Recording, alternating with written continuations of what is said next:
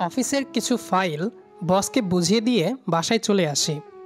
আমি আসিফ, পড়াশোনা শেষ করে 6 মাস হলো একটা কনস্ট্রাকশন কোম্পানিতে জয়েন করেছি।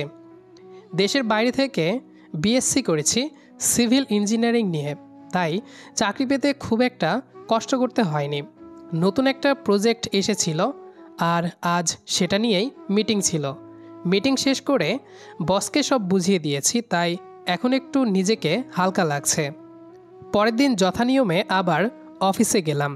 গিয়ে জানতে পারি ক্লায়েন্টকে দেওয়া আমার রিপোর্ট অনেক পছন্দ হয়েছে, তাই তারা ডিল কনফার্ম করেছে, যার জন্য বস আমার ওপর অনেক খুশি। উনি বলেন আমি নাকি একমাত্র যে এত কম সময়ের মাঝে এত বড় একটা ডিল আনতে পেরেছি। সেই সুবাদে বস আমার প্রমোশন করিয়ে দিলেন। এবার আমি সারা অফিসের মাঝে সবার বড়, অর্থাৎ বসের পর আমার স্থান। আমি তো অনেক খুশি হই। যাক, আমার পরিশ্রম তাহলে বিফলে যায়নি। যাওয়ার সময় বস বলে গেলেন আজ রাতে যেন ওনার বাসায় ডিনার করে। আমিও আর মানা করিনি। আর তাছাড়া বসকে মানা করার সাধ্য কি আর আমার আছে? আমি বাসা থেকে রাত 9টায় বসের বাসার উদ্দেশ্যে রওনা দিলাম। কলিং বেল বাজাতেই বসের স্ত্রী দরজা খুলে দিলেন। আমি সালাম দিলাম। আসসালামু আলাইকুম ম্যাম। ওয়ালাইকুম আসসালাম। কেমন আছেন ম্যাম? আলহামদুলিল্লাহ ভালো। তুমি কেমন আছো? জি ম্যাম, আলহামদুলিল্লাহ ভালো। স্যার কি বাসায় আছেন? হ্যাঁ হ্যাঁ আছেন, এসো ভিতরে এসো। আমি ভেতরে গিয়ে ড্রয়িং রুমের সোফায় বসলাম। একটু পর বস আসলেন, সাথে ম্যামও। কিছুক্ষণ কথা বলার পর ডাকা হলো ডিনারের জন্য। আমি, বস এবং ম্যাম ডিনার করতে বসলাম। এই বাড়িতে বর্তমানে বস এবং ওনার স্ত্রী থাকেন। শুনেছি ওনার এক মেয়ে আছে, সে নাকি আমেরিকায় থাকে, মাঝে মাঝে দেশে আসে। খাবার খাচ্ছিলাম, এমন সময় বসের স্ত্রী বললেন, তোমার বাসায় কে কে থাকেন? আমি একটু নরম স্বরে বললাম, জি আমি একাই। একা কেন? তোমার পরিবারের সবাই কোথায়? বাবা মা বা ভাই বোন? আসলে আমার আর কোনো ভাই বা বোন নেই, আমি একাই। আর আমার বাবা মাও নেই। আমি যখন ইন্টারে পড়ি তখন দুজনেই একটা অ্যাক্সিডেন্টে মারা যান।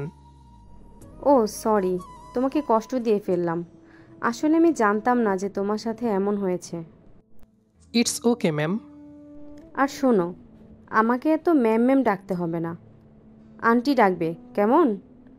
আর বসকে যা ইচ্ছে ডাকো, আমার সমস্যা নেই। তখনই বস উঠে বললেন, মানে কি? এটা তো দ্বিমত হয়ে গেল। নারী পুরুষ সমান অধিকার। তোমার অধিকার তুমি তোমার কাছেই রাখো। এই নিয়ে বস আর ম্যামের মাঝে হালকা কথা কাটাকাটি হতে লাগলো। বুঝতে পারলাম বস এবং ওনার স্ত্রী অনেক রসিক। শোনো আসিফ, জি বস। তুমি এখন থেকে আমাকে অফিসের বাইরে আঙ্কেল ডাকবে, আর অফিসে বস, ওকে? কিন্তু বস। কোনো কিন্তু না, আমি যেটা বলেছি ওইটাই। আচ্ছা বস। এখন কিন্তু অফিস টাইম না, সো। আচ্ছা আঙ্কেল। আচ্ছা আসিফ, তুমি তো একা থাকো, তাহলে রান্নাবান্না করে কে বাসায়? জি আমি নিজেই করি আন্টি। তুমি কি করো? সারাদিন অফিস করে বাসায় গিয়ে রান্না করতে আলসেমি লাগে না? তা তো একটু লাগবেই, কিন্তু কি করার, রান্না তো করতে হবেই।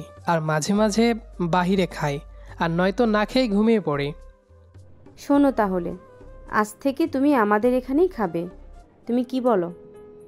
বসকে উদ্দেশ্য করে কথাটা বললেন ম্যাম। হ্যাঁ, গুড আইডিয়া, খারাপ না। হ্যাঁ আসিফ, তুমি এখন থেকে এখানেই খাবে, কোনো সমস্যা নেই। না না বস, মানে আঙ্কেল আর আন্টি, শুধু শুধু আমার জন্য এত ঝামেলা নিতে হবে না। আপনারা বলেছেন এটাই অনেক। কিন্তু ওনারা মানতে নারাজ, তাই বাধ্য হয়ে রাজি হলাম।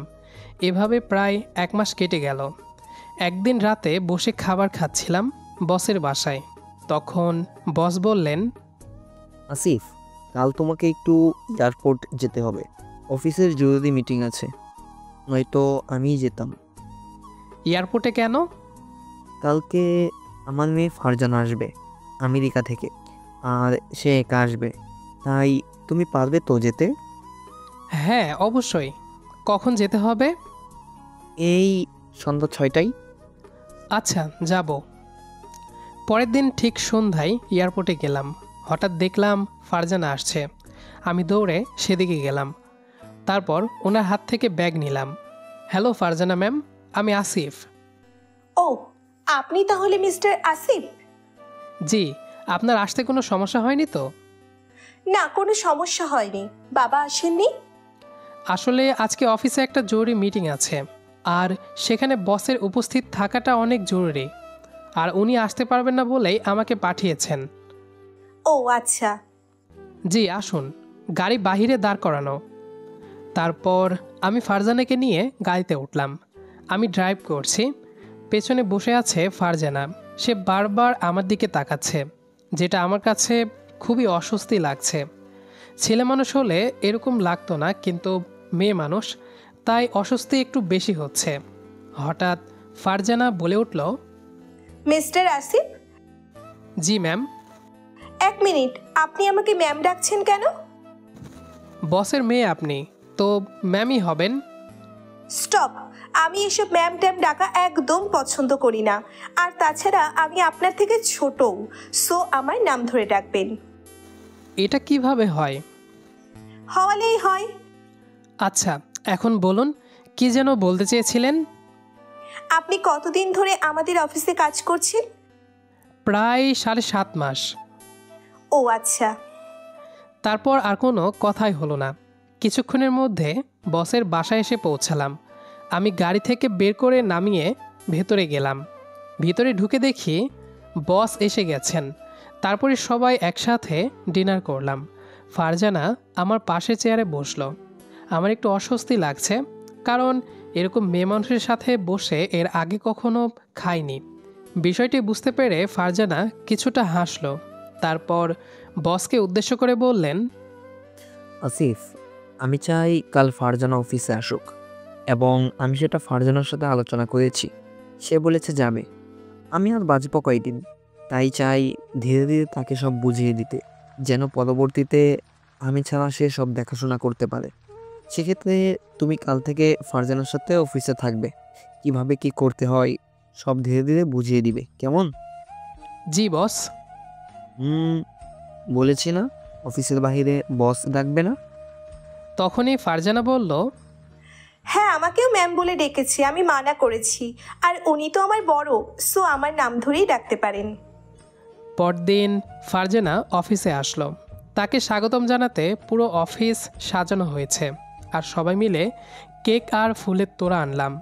কেক কাটা শেষ করে সবার সাথে পরিচয় হয়ে আমি ফারজানাকে বসের কেবিনে নিয়ে গেলাম। তারপর ওনাকে কিছু ফাইল বুঝিয়ে দিলাম। ফারজানা বারবার আমার দিকে তাকাচ্ছে, যার কারণে আমার অস্বস্তি লাগছে। এভাবে কেটে গেল 1 সপ্তাহ। ফারজানা অনেকটাই দায়িত্ব বুঝে গেছে, আর বস এখন মাঝে মাঝে অফিসে আসেন। একদিন খুব তাড়াতাড়ি কাজ শেষ হয়ে গেল, তাই যে যার বাসায় যাওয়ার প্রস্তুতি নিল। আমিও ডেস্কে বসে ব্যাগ গোছাতে লাগলাম। তখন ফারজানা এসে বলল, এখন কোথায় যাবেন? বাসায়। আপনি যাবেন না? না, ইচ্ছে করছে না যেতে। তাহলে কি করবেন? যদি আপনি ফ্রি থাকেন তাহলে কোথাও একটু ঘুরতে যেতাম। আমি তো আর জানি না কোথায় কি আছে। পাশেই একটা লেক আছে, সাথে পাহাড়। চাইলে ওইখানে যেতে পারেন। আমি তো চিনি না, আপনি নিয়ে যাবেন? আচ্ছা ঠিক আছে, চলুন। ফারজানাকে নিয়ে আমি সেই লেকের উদ্দেশ্যে আসলাম। আজকে মানুষ খুব কম। ফারজানা গাড়ি থেকে নেমে হাঁটা শুরু করলো। আমিও পেছন পেছন হাঁটতে লাগলাম। কিছুক্ষণ পর চারপাশটা ভালোভাবে দেখে সে বলল, ওয়াও, এই জায়গাটা তো আসলেই অনেক সুন্দর, সাথে অনেক শান্তির। কোনো আওয়াজ নেই, শুধু প্রকৃতির আওয়াজ।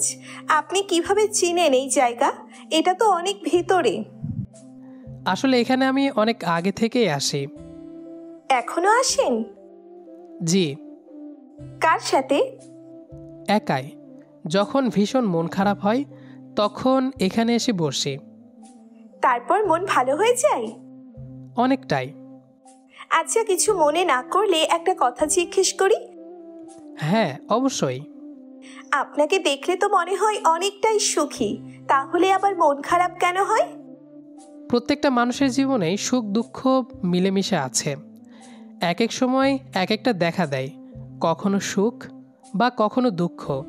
আর এসবের কোনো কারণ থাকে না, আর থাকলেও সেটা বলার ভাষা হয়তো আজও আবিষ্কার হয়নি। আপনারও তো মনে হয় দুঃখ আছে। ফারজানা মাথা নেড়ে বলল, মোটেই না, আমি আজ পর্যন্ত কোনো দুঃখ পাইনি। আমি একটু অবাক হয়ে তার দিকে তাকালাম। কখনোই পাননি? বা মন খারাপ? হ্যাঁ, মন খারাপ একটু হতো যখন বাবা মায়ের কথা মনে পড়তো, তবে দুঃখ বলতে কিছু নেই আমার জীবনে। তাহলে তো ভালোই। আপনাকে সবচেয়ে সুখী একজন ব্যক্তি বলা যেতে পারে। হয়তো। আচ্ছা, আপনি কেন দুঃখী জানতে পারি? বললাম না, কিছু কিছু দুঃখের কোনো নির্দিষ্ট নাম হয় না। বুঝলাম। আচ্ছা, এখানে আশেপাশে কোনো কফি শপ আছে? কফি খাবেন? খেলে মন্দ হয় না। আমি ফারজানাকে নিয়ে একটা কফি শপে গেলাম। তারপর 2টা কফি অর্ডার করলাম। ফারজানা কফির কাপে চুমুক দিয়ে বলল, মনে হয় এখানেও আপনি আসেন কফি খেতে? হ্যাঁ, মাঝে মাঝে, যেদিন তাড়াতাড়ি কাজ শেষ হয়ে যায় সেদিন। তাহলে এখন থেকে যেদিন তাড়াতাড়ি কাজ শেষ হবে সাথে আমাকেও নিয়ে আসবেন। ওই লেকে যাব, তারপর এখানে এসে কফি খাবো। এখানের কফির টেস্টটা অনেক ভালো। আমি ফারজানার কথায় কিছু বললাম না। কফি খেয়ে বিল দিতে গেলে ফারজানা আমাকে আটকালো, সে নাকি বিল দেবে, কিন্তু আমি দিতে দেইনি। তারপর আমি মাঝখানে নেমে যাই আর ড্রাইভার ফারজানাকে নিয়ে ওর বাসায় চলে যায়। এখন বাজে সন্ধ্যা 6টা। আমি ফ্রেশ হয়ে গিয়ে শুয়ে পড়লাম একটু। ঘুম ভাঙলো বসের কলে। দেখি রাত 10টা বেজে গেছে। আসসালামু আলাইকুম। ওয়ালাইকুম আসসালাম। কি ব্যাপার আসিফ, এখনো আসছো না কেন? রাত 10টা বেজে গেছে। জি, আসতেছি। আমি কল কেটে ফ্রেশ হয়ে চলে গেলাম বসের বাসায়। দেখি সবাই ডাইনিং টেবিলে বসে আছে। আমি যেতেই সবাই খাওয়া শুরু করলো। বস বলে উঠলেন, আসিফ, জি। ফারজানা তো অনেক দিন হলো অফিসে যায়, কতটুকু বুঝেছে সে? আলহামদুলিল্লাহ, প্রায় অনেক কিছুই। আরও কিছুদিন গেলে বাকিটা বুঝে যাবেন। তাহলে তো ভালোই। এভাবে কেটে গেল আরও 1 মাস। ফারজানা এখন পুরোপুরি দায়িত্ব বুঝে গিয়েছে, আর এখন সে নিজেই বসের বদলে সব দেখাশোনা করে, আর আমি আমার কাজ করি। একদিন ফারজানা এসে বলল, মিস্টার আসিফ সাহেব, আজকে বিকালে কি ফ্রি আছেন? বিকেলে কিছু কাজ এখনও বাকি আছে, সেগুলো শেষ করতে অনেক দেরি হবে। রেখে দিন, তাহলে কাল করবেন। কিন্তু কেন? বললাম তো রেখে দিন, কাল করা যাবে। তাহলে যাবেনটা কোথায়? অফিস শেষ করে বলবো। বিকেল 4টা। ইদানিং কাজের চাপ একটু কম থাকায় সবাই তাড়াতাড়ি চলে যায়, কিন্তু আমি যেহেতু সবার বড় তাই আমার দায়িত্বটা বেশি। সেগুলো শেষ করতে প্রায় অনেকটা দেরি হয়ে যায়। তো আজকে প্রায় অনেকেই বাড়ি চলে গেছে, শুধু কয়েকজন ছাড়া। আমি সব কিছু গুছিয়ে ফারজানার রুমে গেলাম। আপনি কি যাবেন? হ্যাঁ, যাব। আপনি ফ্রি তো? আবার আমার জন্য কোনো সমস্যা থাকলে থাক। না, কোনো সমস্যা নেই, আমি ফ্রি আছি। ঠিক আছে, চলুন তবে। কোথায় যাব সেটা তো বললেন না। গেলেই দেখতে পাবেন, এখন গাড়িতে উঠুন। আমি আর কিছু না বলে চুপচাপ গাড়িতে উঠে বসলাম। ড্রাইভার আমাদেরকে একটা জায়গায় নিয়ে গেল। এর আগে আমি কখনো এখানে আসিনি। দেখে মনে হচ্ছে কোনো লাক্সারিয়াস রিসোর্ট। গাড়ি থেকে নেমে আমি ফারজানার পেছনে হাঁটতে লাগলাম। আমরা এখানে কেন এসেছি একটু পরেই জানতে পারবেন। তারপর কয়েকটি লোককে সে ইশারা দিয়ে যেন কি বোঝালো। ওরা এসে আমাকে ধরে আমার চোখ বাঁধল। আমি ভীষণ ভয় পেয়ে গেলাম। বারবার জিজ্ঞেস করলাম চোখ কেন বাঁধা হলো, কিন্তু কেউই কোনো উত্তর দিল না। একটা খোলা জায়গায় নিয়ে গিয়ে আমার চোখের বাঁধন খুলে দিল। আমি তাকিয়ে দেখলাম চারপাশে অনেক মানুষ, আশেপাশে খুব সুন্দরভাবে সাজানো ফুল দিয়ে। সামনে তাকিয়ে দেখি সেখানে বস, ওনার স্ত্রী এবং ফারজানা দাঁড়িয়ে আছে, সবার মুখে হাসি স্পষ্ট। আমি কিছুই বুঝলাম না। তখনই ফারজানা এসে একটা আস্ত ফুলের তোড়া দিয়ে আমাকে প্রপোজ করলো। এসব কি ম্যাম, আর আমাকে এখানে কেন এনেছেন? মিস্টার আসিফ সাহেব, আমি আপনাকে ভালোবাসি। ফারজানার মুখে এমন কথা শুনে আমি যেন আকাশ থেকে পড়লাম। মনে হচ্ছে আমার পায়ের তলা থেকে মাটি সরে যাচ্ছে। তারপরও নিজেকে সামলে নিয়ে বললাম, এসব কি বলছেন ম্যাম? আপনি বুঝতে পারছেন আপনি কি বলছেন? হ্যাঁ, আমি জানি আমি কি বলছি, আর ভেবে চিন্তেই বলছি। এটা হয় না, এটা কখনোই সম্ভব নয়। কেন সম্ভব নয়? কারণ আপনি আমার অফিসের বস, আর আমি আপনার কর্মচারী। তো তাই বলে কি আপনি মানুষ না? দেখুন, আপনি বোঝার চেষ্টা করুন, এটা হয় না। আপনার সাথে আমাকে যায় না। আপনি আপনার বাবা মায়ের একমাত্র মেয়ে। আপনি আমার থেকে আরও ভালো কাউকে ডিজার্ভ করেন। আমাকে কি আপনার পছন্দ না? আমি কি দেখতে সুন্দর না? আমি এটা বলিনি। আপনি দেখতে মাশাআল্লাহ অনেক সুন্দর এবং ভালো, আর এই জন্যই বলছি আপনি আমার থেকে আরও ভালো কাউকে ডিজার্ভ করেন। আমার আর ভালো কাউকে চাই না, আমার আপনাকেই চাই। দেখো আসিফ, আমার মেয়ে তোমাকে পছন্দ করেছে, আর সে অনেক আশা করে তোমার কাছে তা প্রকাশ করেছে। ফারজানা আমার একমাত্র মেয়ে। আমি সর্বদা চাই সে সুখী থাকুক। সে যখন বলেছে তোমাকে পছন্দ করে, আমি আর তাকে কিছু বলিনি। আমি আর তোমার মেমো তোমাকে অনেক পছন্দ করি। তুমি অনেক ভালো একটা ছেলে, আর সেজন্যই তোমাকে আমরা সবাই পছন্দ করি। তুমি এভাবে ফিরিয়ে দিও না আমার মেয়েটাকে। আঙ্কেল আন্টি, আপনারা কেন বুঝতে চাইছেন না? আমি একটা সাধারণ ছেলে, না আছে তেমন টাকা পয়সা, না আছে কোনো পরিবার। আমি এতিম একটা ছেলে। তো ভালোবাসা কি টাকা পয়সা দিয়ে হয়? আর কে বলছে আপনার পরিবার নেই? আমার পরিবার কি আপনার পরিবার নয়? আমার বাবা মা কি আপনাকে কম আদর করেন? না, আমি সেটা বলিনি। আঙ্কেল এবং আন্টি আমাকে যথেষ্ট ভালোবাসেন, আর আমিও তাদেরকে যথেষ্ট ভালোবাসি আর সম্মান করি। তাহলে আমাকে কেন ভালোবাসা যায় না? দেখুন, আমি আপনার সব কিছু জেনেই আপনাকে ভালোবেসেছি, আর বুঝেছি আপনি আমার জন্য বেস্ট। প্লিজ আমাকে গ্রহণ করুন। আমি কখনো আপনাকে অসম্মান করব না। আপনি অপছন্দ করেন তেমন কিচ্ছু করব না। আমি কি করব বুঝে উঠতে পারছি না। সবার দিকে তাকালাম। আঙ্কেল আন্টি আমার দিকে তাকিয়ে আছেন। ওনারা আমাকে অনেক স্নেহ করেন, যেটা আমি কোনোদিন অস্বীকার করতে পারবো না। আমি কিছুক্ষণ চুপ থেকে ধীরে ধীরে ফারজানার কাছে এগিয়ে গেলাম। তারপর তার হাত থেকে ফুলের তোড়াটা নিলাম। ফারজানা ভীষণ খুশি হলো। ঠিক আছে, গ্রহণ করলাম। শুধু ফুল নিয়ে গ্রহণ করলে হবে না, বিয়ে করতে হবে। সারা জীবন একসাথে থাকার প্রতিশ্রুতি দিতে হবে। ঠিক আছে, দিলাম প্রতিশ্রুতি। এর কিছুদিন পর খুব সাদামাটাভাবেই আমাদের বিয়ে সম্পূর্ণ হলো। আঙ্কেল আন্টি বলেছিলেন আমি চাইলে ওনাদের বাড়িতেই থাকতে পারবো ফারজানাকে নিয়ে, ওনাদের কোনো সমস্যা নেই। কিন্তু আমি তা বারবার মানা করে দেই। আমার স্ত্রী আমার সাথে আমার বাসায় থাকবে, আমি যেখানেই থাকি না কেন। ফারজানাও আমার কথায় মত প্রকাশ করে। আমি ফারজানাকে নিয়ে আমার ফ্ল্যাটে আসলাম। ফ্ল্যাটটা কিনেছিলাম আরও 3 বছর আগেই বিদেশে থাকতে। ফ্ল্যাটটা অনেক বড়, তবে অনেক অগোছালো। আমি ফারজানাকে উদ্দেশ্য করে বললাম, হয়তো তোমার এখানে থাকতে কিছুটা কষ্ট হবে, কারণ এটা তোমাদের বাসা থেকে প্রায় অনেক ছোট। কিন্তু এই ফ্ল্যাটটা আমার অনেক পছন্দের, তবে সাজানো গোছানো না আর কি। আমি ছেলে মানুষ, সাজানো গোছানো এসব পারি না। সমস্যা নেই, আমি তো আছি, আমি সাজিয়ে নিব। যখন যা লাগবে নির্দ্বিধায় আমাকে বলবে। আচ্ছা, আমরা দুজনেই অফিস গেলে সংসার সামলাবে কে? তাও কথা, কিন্তু কি করার, করতে তো হবেই। না, হবে না। আমি চাই এখন থেকে তুমি সবকিছু সামলাও, মানে অফিস আর আমি সংসার সামলাবো। এটা আবার কেমন কথা? এটা তো তোমাদের অফিস, তোমার অফিস। সেখানে আমি কিভাবে দায়িত্ব নিব সব কিছুর? এই আমার আর তোমার মানে কি?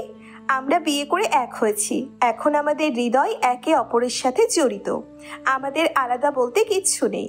তোমার যেটা সেটা আমার, এবং আমার যেটা সেটা তোমার।